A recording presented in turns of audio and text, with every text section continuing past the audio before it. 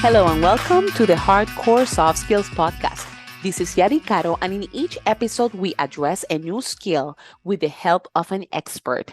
And I continue my skills coaching series, and this time we take an in-depth look at tech teams coaching. I have been working for the past decade with various tech teams, and I can certainly say that the most successful ones are not necessarily those who have superstar coders or engineers. The great teams and the really good team members integrate their non-technical skills to ensure they deliver good products. To talk more about this, I invited Harry Haralambiev, and he is a teamwork and soft skills trainer in Bulgaria. You can find him at softskillspills.com. I truly enjoy the content Hari and team share via their website, including the newsletter by Basi Gosheva. Hari talked about the key skills tech teams need and how to effectively coach on these essential skills. If you are a tech manager, you must listen to what he has to say. If you like what you hear today, remember to please leave me a review via your favorite podcast app and sign up to my newsletter for more resources via hardcoresoftskillspodcast.com. Let's listen.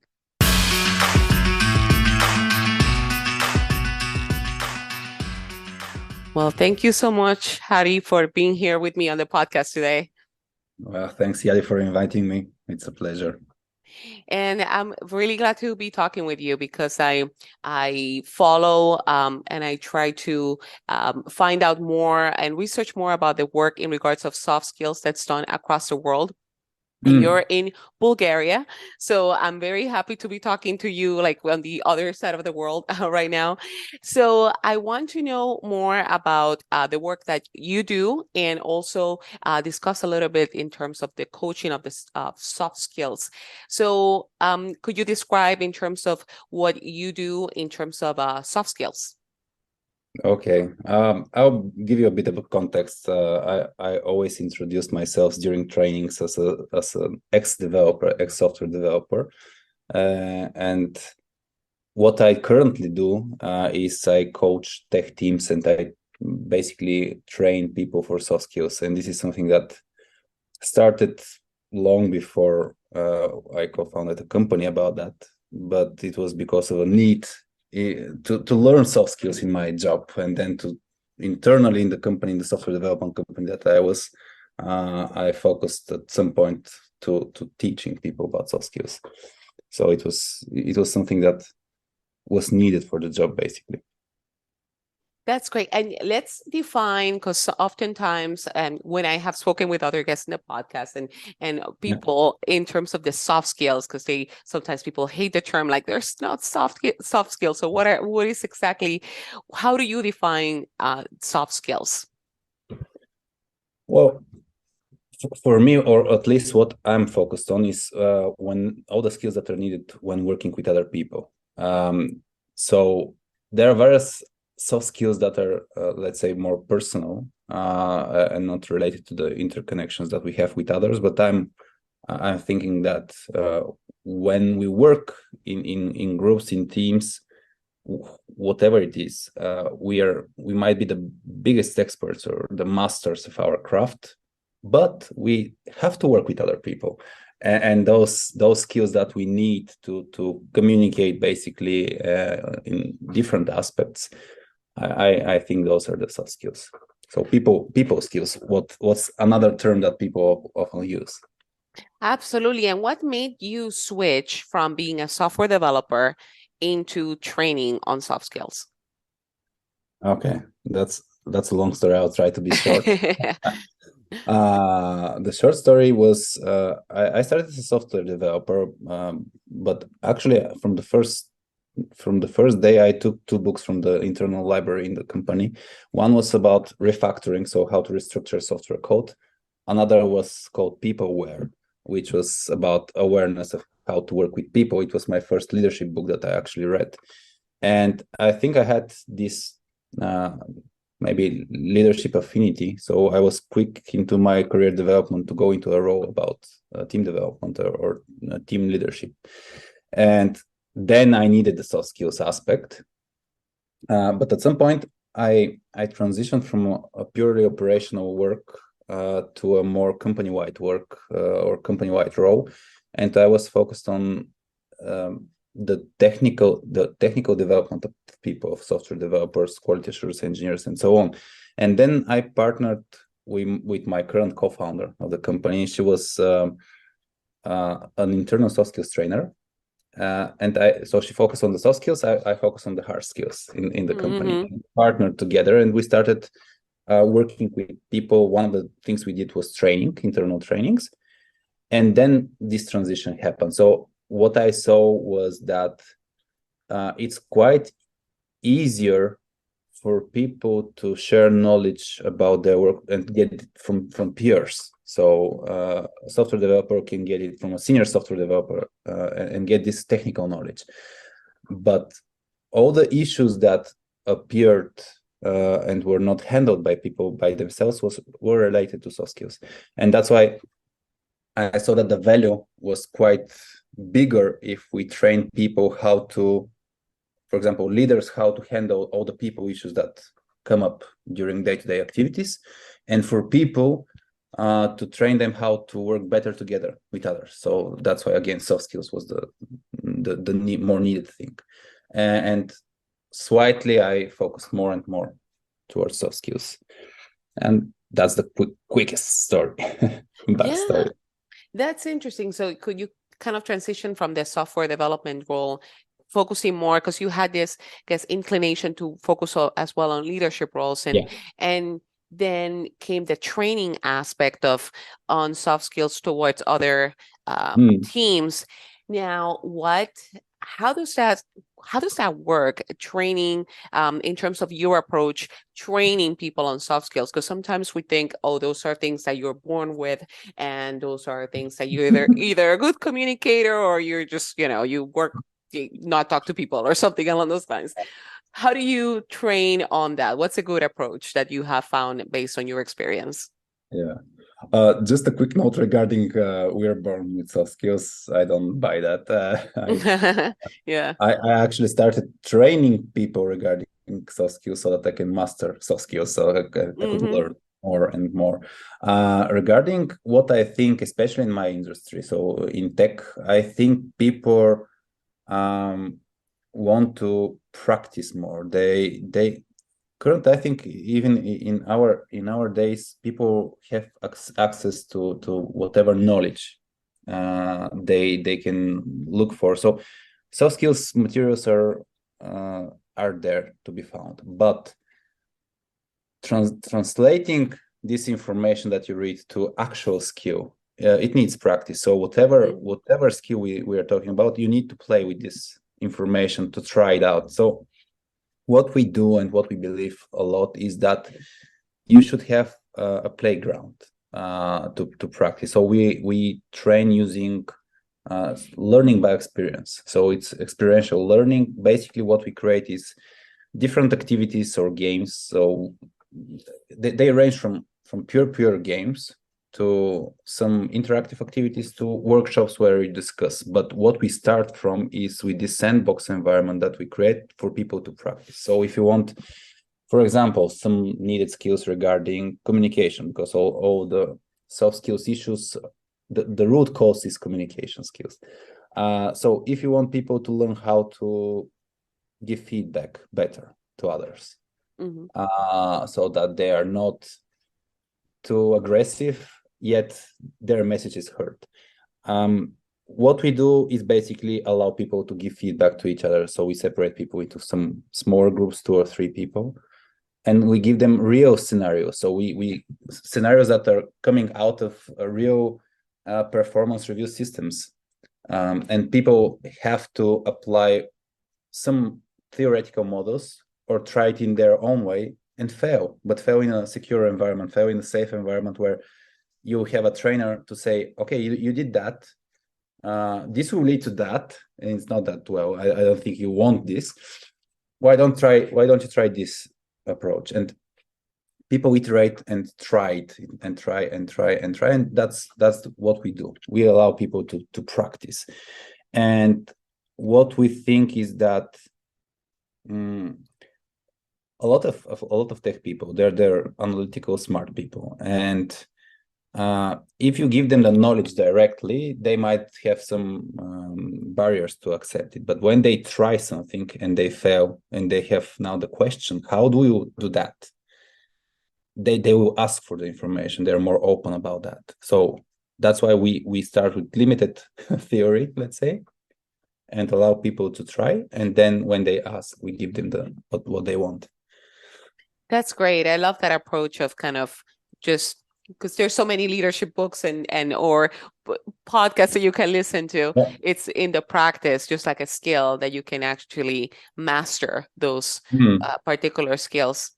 And which part of the soft skills or which soft skills are the ones that you have been focusing on or that people have asked for more that they want to master? Well, these are really two aspects, right? So I think that sometimes people ask for a particular skill and don't see that they need another one. So, for Yeah. example, listening skills, I think this is one of the most important skills that people should develop. But there are very few requests about listening skills. There are more requests about how can I persuade others, how can I manage my time better, and so on. What I'm really focused on is on these interpersonal soft skills. So, for example, time management for me is not that interesting. Productivity aspect is not that interesting. What's interesting is how you communicate aspects of your time management. So how do you say no? How do you delegate? Things like these are for me important. And for the past few years, what we do is team coaching. So we basically start working with a team. We start with a game and we see the dysfunctions and the strengths of the team, and then we focus on what the current team needs actually. And sometimes it is a skill, it is a soft skill that should be trained, but sometimes it is to help the team create a better team climate, and then it's not particular training, it's more of a coaching and workshop sessions. But going back to the question, what do people, let's say, need? I think really regarding, I already mentioned giving feedback. So how do you present your point of view, regardless of whether it's feedback, whether it's when you want to win an argument or whatever? So this is one aspect: conflict resolution, giving feedback, managing expectations. Those are communication skills that are related to both how you present your point of view or position, and what I mentioned about listening skills. This is really needed for all the communication aspects. So how do you understand the other person? How do you see things from their perspective? This is really, I think, all soft skills masters, they know how to first listen to understand. So it was like from the 7 habits, the principle about listen to understand and then seek to be understood. So this is something that a lot of people don't have, me as well, in various contexts. So this is something I want to master myself as well. It is very difficult to be a good listener. Yeah. Particularly, we want to be heard and make our point across. So I absolutely agree. And interesting that people don't necessarily ask, like, I want to be a better listener, because we all think we are, right? Yeah. And Or mhm, yeah, or we don't need to listen better. This is mm, something that people don't recognize the need. Why do I need to listen better? yeah. And you talk about training teams, and Yeah. at least here in the US, what I have seen personally is a lot of focus on training like managers or people in managerial roles to kind of Yeah. spread that information. What is your take on that, and what is your approach as you coach teams? Yeah, I think this is something. Well, when people experience things together. So if you have a manager training and they will, for example, train about conflict resolution. Let's take this as an example. They'll get the knowledge, and then they will try to apply it in their context, in their day-to-day life, and they would apply it with different people from those who are at the training. When you give the same experience, like a conflict resolution training, with a team, then what happens is that the application part, so people applying this skill, applying this knowledge, will be it will be boosted a lot by the fact that people have experienced something together. And we've had cases where as we, let's say, normalize during the training how you should approach a conflict, whether conflict is a good or a bad thing, for example, and a lot of people don't like the word conflict, they switch to debate or whatever. And when you have aligned people on the language, on the practices and so on, they start to hold each other accountable more when someone is not doing a proper job. So even experiencing a training together as a team will have quite bigger impact as in comparison to training only managers so that they can handle all the team issues together. It is expensive, of course, if you want to train all the teams. And sometimes nowadays I see that tech companies, and we're working with, although in Bulgaria we work with a lot of big tech companies, and they are trying to manage both to give leaders the opportunities to master their leadership and soft skills, and at the same time they focus on which are the teams that need most help, which for us is let's say, looking from my perspective, it's bad that we are not working always with the best teams because they need less coaching, at least from the point of view of managers, learning managers. But yeah, that's the comparison. A lot of the impact application is quite different if you work with teams. Interesting. So then when you are training the teams and other managers, they kind of holding each other accountable. So it's kind of spread the helps I guess enable the better collaboration or communication. Is that? I'll give you another example. For example, if we go with the conflict resolution training, when we work with the team, we can we give one exercise for people. We call it a mirror. So we give the opportunity for people to assess each other, how they are entering conflict, what style they use typically, and people get a picture about themselves. And sometimes they're a bit this awareness that they now see, they're a bit surprised because many people see themselves as, I'm quite a collaborative person. I always try to win-win in terms of an approach. And when they see the picture, you're always trying to win and we to lose. And they're starting to think. And when you do it with a group of managers that are not working together, you cannot do such an activity, which is quite good reflection for people. So yeah, that's another difference in terms of what happens when you work with a team. Yeah, and what makes a good tech team? Like, meaning from the perspective of like, if you have a team that's kind of like the high performers in terms of the technical skill as well, but overall, what are the ingredients that make a good tech team? Yeah, well, there are plenty of models. During the years, we've looked at team dynamics from different perspectives. There are, for example, the 5 dysfunctions of a team by Pat Lencioni and his work, his group. There was a research from Google about, again, high-performing teams. There is Amy Edmondson looking about the psychological safety of teams and groups in general. And at some point, when we worked with teams, we apply those perspectives, look at teams from different perspectives, and we saw a lot of similarities, and we saw a few things that were different. And we created our own model, not just to have yet another model. It's called the tree team model, tree as the tree in nature, because we use the metaphor. And there are 3 main components. I will try to visualize it in terms of what people to imagine. So a tree has roots that are under, they're not seen, they make the tree stable enough.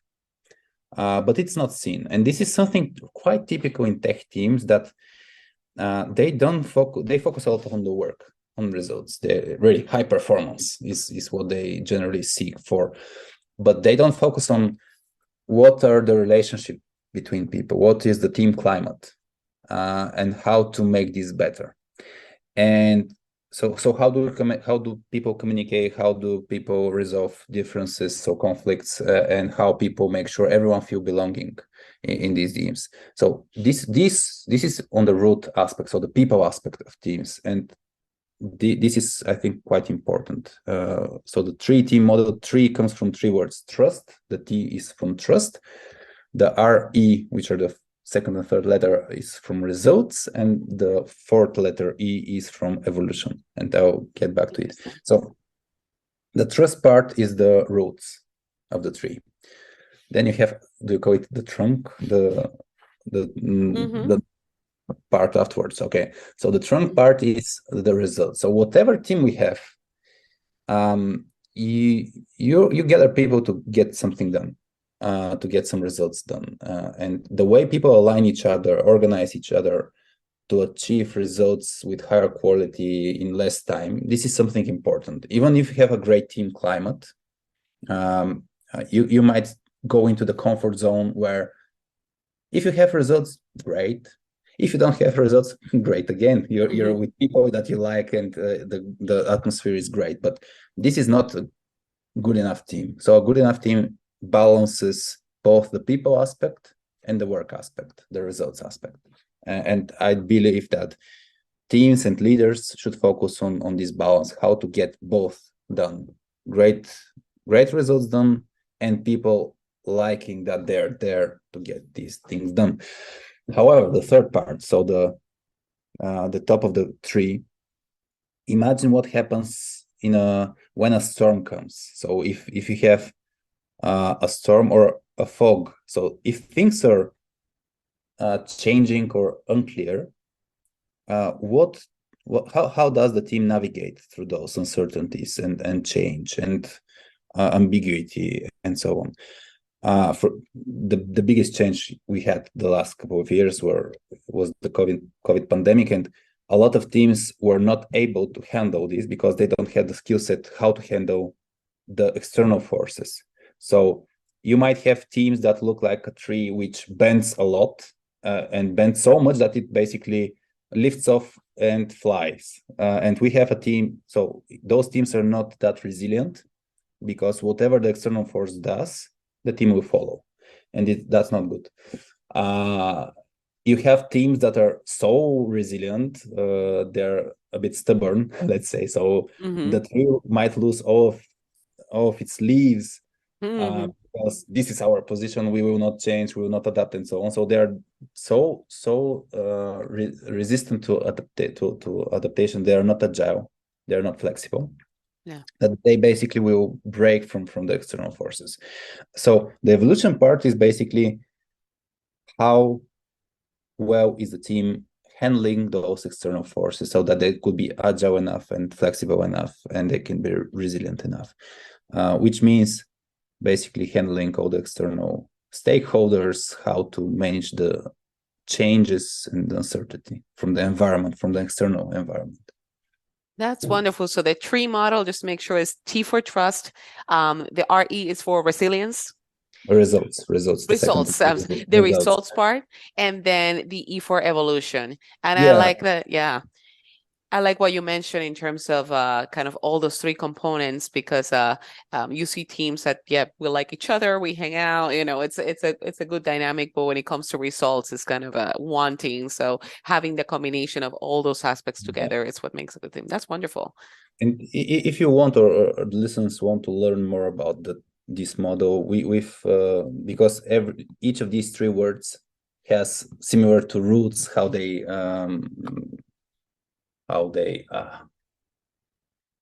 I forgot the word. Let me think. Interrelate or no, when you have a root that is separating into smaller roots and so on. Branching out. Yeah, branching out. Yeah, with the tree analogy. Yeah. So with the tree analogy, all these three words have are branching out into different aspects, so we can learn more about this at softskillspills.com/3. This is where we've put some more information about the model.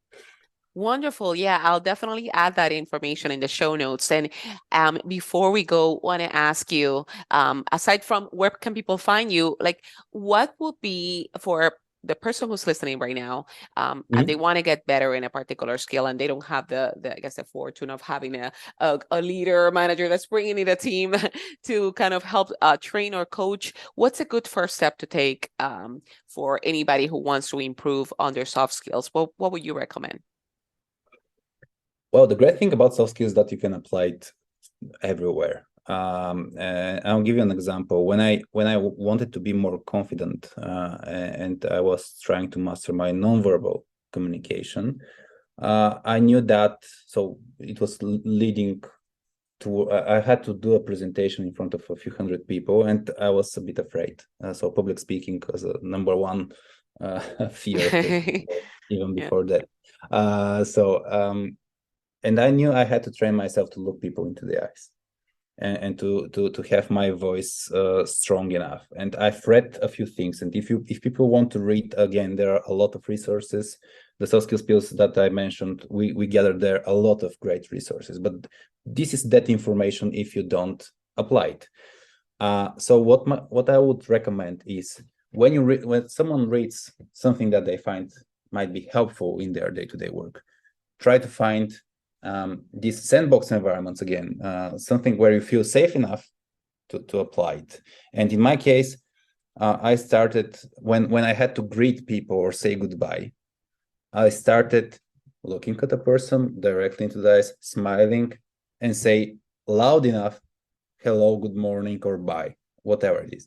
So this continuous practice led me to be able to handle more complex scenarios like this, where people are not friendly, they're angry, looking at me, and so on. So that's my point. There are a lot of information, there are a lot of free resources, but if people leave it to just listening, so for example, the podcast now, just listening to the podcast and not applying things, it could be pure entertainment.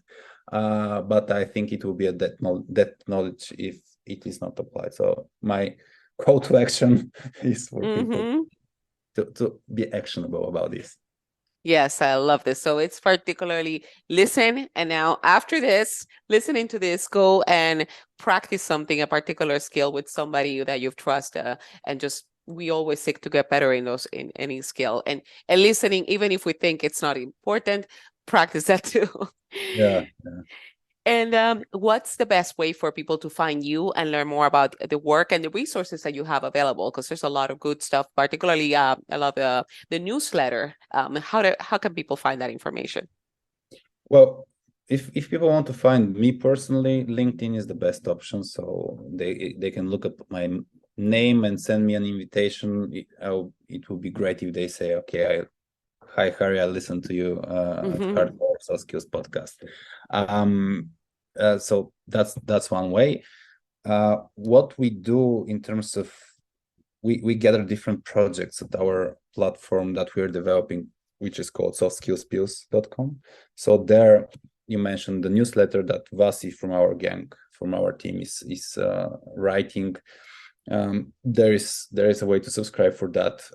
I'm illustrating a leadership comic series, so people can, if you're interested in leadership but learning through comics, there's an option for that.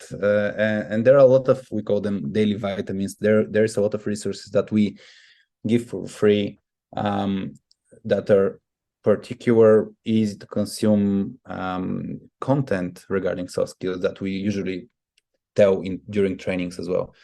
So this is something that people can look for. I think this is the easiest way to find me. Wonderful. Thank you so much, Harry, for talking to me today and for talking to our listeners and about all the work that you do. So thank you for being on the show. It was a pleasure, Yari.